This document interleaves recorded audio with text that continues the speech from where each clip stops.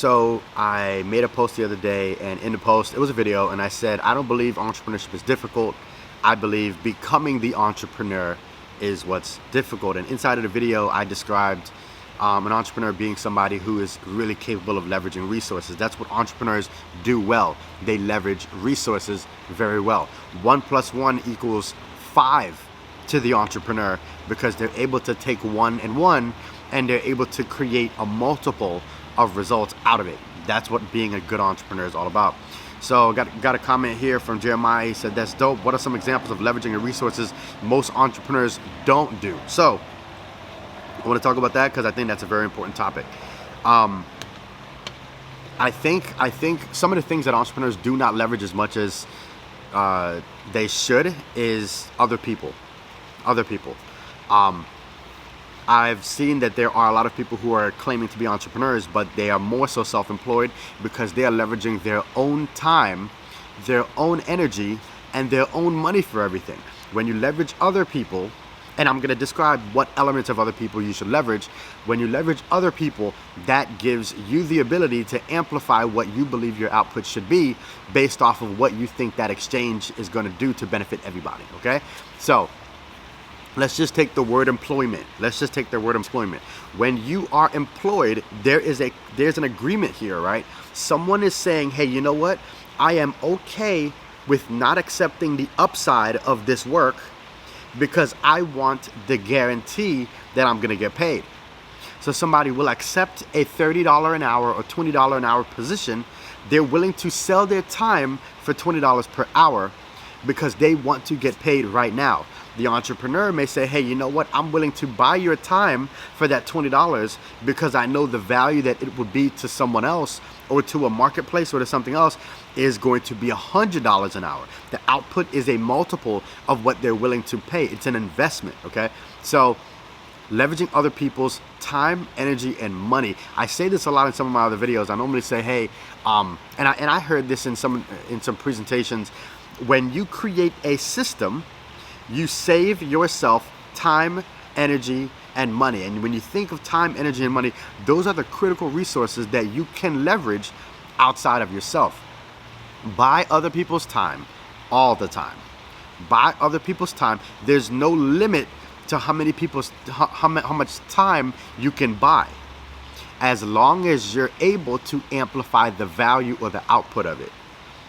All right. Now think about this, and that's something in business as well. In business, if you think about it, you have a scalable business. In terms of time, you have a scalable business when there's no limit to how much you can acquire and amplify of a particular resource. If I could hire people for, and that's why certain businesses like Uber works, right? There's an unlimited amount of people who are willing to drive and to drop people off and to do certain things. Unlimited amount of people that's willing to use their own vehicle to be able to transport people. But there's also a huge upside to how much Uber will make because they are willing to leverage their own resources to do it.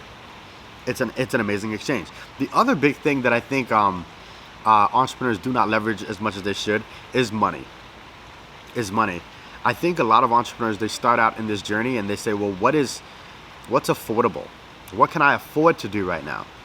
I have $1,000, $2,000, $500 in my bank account. I have a certain amount in my bank account. What can I do with that? That's how a lot of entrepreneurs think. What can I do with the $2,000 in my bank account? What can I do with the $1,000 in my bank account? What can I do with the $200 in my bank account? And I mean, the reality is that's not very entrepreneurial.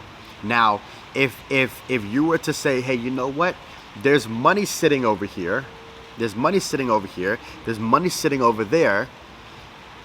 The people that have the money sitting over there, what they want to do is they want to amplify the money. What I want to do is I want to amplify my time. So if I can hire, or if I could leverage their money to get some type of result faster than I would otherwise get it if I would have leveraged my own time and money, then I would want to share in that return with them. There's an unlimited amount of money that you can access as long as you're able to create mutually beneficial circumstances, okay? Case in point, let's say you want to invest in real estate, right? You want to invest in real estate. You want to buy a property. You want to buy this duplex. You want to buy this duplex for $500,000. The duplex is $500,000, and let's say you have to put down, about 5%. Let's say you need 25 grand to put down to get this duplex, right? You look at your bank account and you're like, I have $25,000 to put down I have $25,000 in my bank account, right? If you take your own money and you put your own money down to buy that house, you emptied your bank account. You now have no more money, but now you have a property that can potentially cash flow you, right? Let's say per door, it's a duplex. Per door, you can make a net of $500 a month, right? And that is, whatever the rent is minus what the expenses are for your mortgage and your stuff like that, and your expenses and your overhead. You can net $500 a door, so every month you can make $1,000. It's going to take you 2 years. It takes you 2 years to make back the 25 grand that you put in to even get the property. So mind you, you're in the negative. You're in the red for 2 full years. Now, that's $1,000 a door, right? What if I was to say, hey, you know what? I found a deal. I found a deal. I landed a contract. I'm good. All I got to do is find the money.